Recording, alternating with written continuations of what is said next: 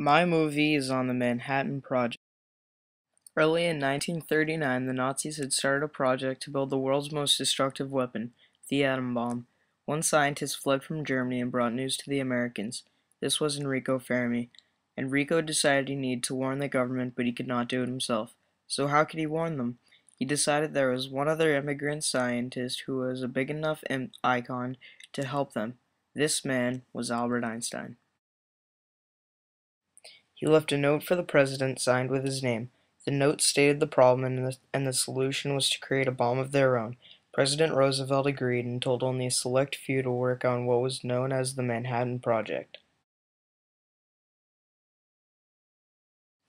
But why did these German scientists who were peaceful hippies want to create the most destructive weapon of all time? The answer is that they were afraid of the Nazis and their technology, even though they had learned most of it from working with them.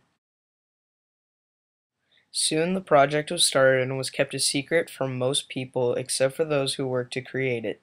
Enrico Fermi and Albert Einstein rallied other scientists and workers and soon had a large amount of people. They taught the theory and knowledge that they learned from the Nazis about splitting atoms and harvesting the energy to make a bomb and anything else needed to know. They just did the work while they did most of the science. After years of work in multiple nuclear sites all over the world working on the gadget, it was finally complete. But the Nazis had failed. If they were using the same technology, did this mean theirs would fail? The answer was no. The first bomb was tested, and the outcome was much more destructive than expected, much more successful. President Truman had been warned, and soon came the decision to drop the bomb. Since the Germans had failed to make a bomb of their own, they were no longer a worry. But the Americans were still in a 4-year war with Japan. They decided then that this was the time to end it. The bomb killed hundreds of thousands of the Japanese. Here is a look at the atomic bomb. Now here is a look at the scientists who created that bomb. What was going through the minds of these scientists who had no say on whether they wanted to use the bomb or not?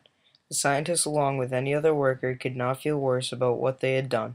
The scientists practically went into hiding and were never seen or heard of again. They also quit researching any subject like it, because they may not have wanted to drop the bomb after they had seen how destructive it really was. It just got worse once the bomb was dropped. The world had entered the nuclear age. This phase did not last long, but still poses a threat today, even though the Americans are the only nation to drop an atomic bomb on another nation's soil. That is the end. Hope you enjoyed.